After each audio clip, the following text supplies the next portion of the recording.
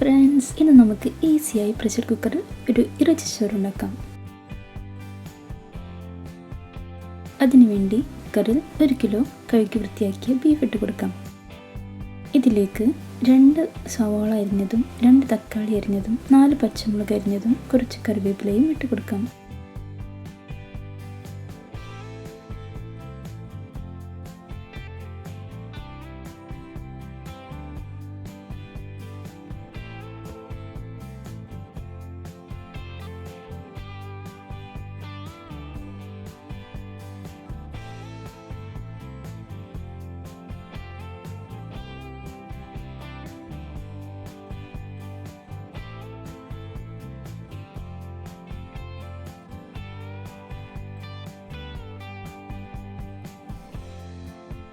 ഇനി ഇതിലേക്ക് 1 ടീസ്പൂൺ മഞ്ഞൾപ്പൊടി ഇട്ട് കൊടുക്കുക. ശേഷം 1 ടീസ്പൂൺ മുളക് പൊടി ഇട്ട് കൊടുക്കാം. ഇനി ഇതിലേക്ക് 1/2 ടീസ്പൂൺ പെരുംജീരകപ്പൊടി ഇട്ട് കൊടുക്കാം. ശേഷം 1/2 ടീസ്പൂൺ മല്ലിപ്പൊടി ഇട്ട് കൊടുക്കുക.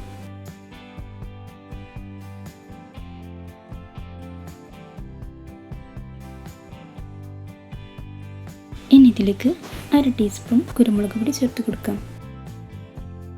ശേഷം 1/2 ടീസ്പൂൺ ഗരം മസാല ചേർക്കാം.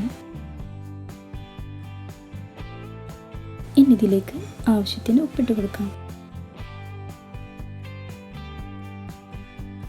ശേഷം 1/2 കപ്പ് വെള്ളം ഒഴിച്ച് കൊടുക്കാം. ഇനി ഇത് നന്നായി ഒന്ന് മിക്സ് ചെയ്തെടുക്കാം.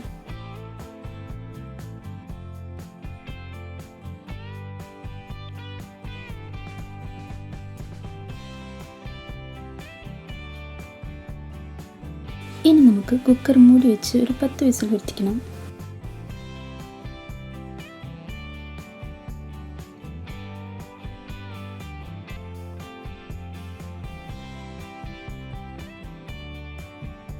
ആവി പോയതിന് ശേഷം നമുക്ക് കുക്കർ തുറന്നു നോക്കാം.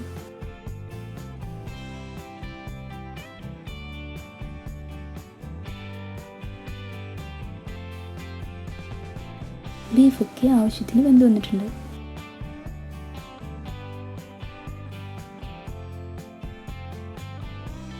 ഇനി ഈ മസാലയുടെ വെള്ളം ഒരു കപ്പിലേക്ക് ഒഴിച്ചു വെക്കണം.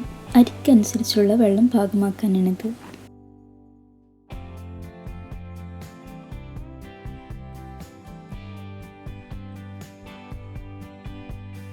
ഇനി ഇതിലേക്ക് കുറച്ച് മല്ലിയില ചേർത്ത് കൊടുക്കാം.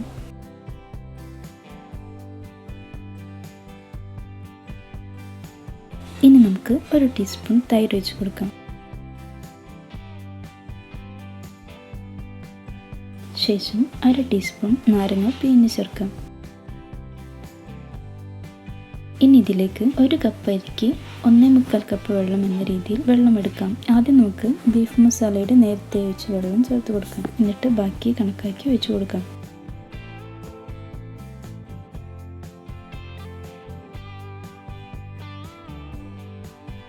ഇനി ഇതിലേക്ക് 5 ഗ്രാമ്പു, 4 പട്ട, 4 ഏലക്ക എന്നിവ ചേർത്ത് കൊടുക്കാം. ശേഷം ഇതിലേക്ക് 1 ടീസ്പൂൺ നെയ്യ് ഒഴിച്ച് കൊടുക്കാം. ഇനി ഇതിലേക്ക് 3 ടീസ്പൂൺ ഓയിൽ ഒഴിച്ച് കൊടുക്കാം.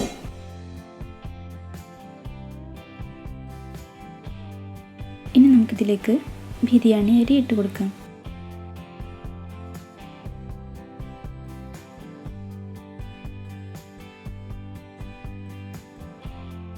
ഇനി ഇതിലേക്ക് ആവശ്യത്തിന് ഉപ്പിട്ട് കൊടുക്കണം.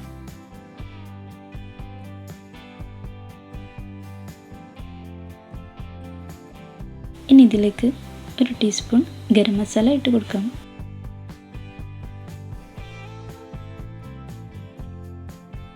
ശേഷം കുക്കർ അടിച്ച് വേവിക്കാം. എന്നിട്ട് 1 വിസിൽ വന്നാൽ ഫ്ലെയിം ഓഫ് ചെയ്യാം.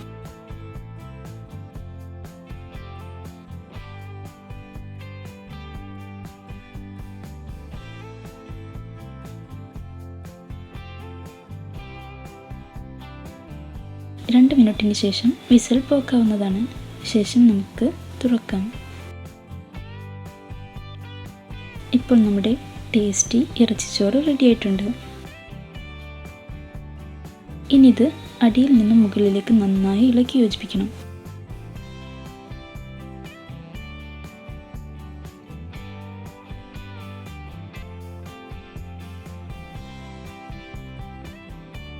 ഇനി നമുക്കിതൊരു പാത്രത്തിലോട്ട് മാറ്റാം.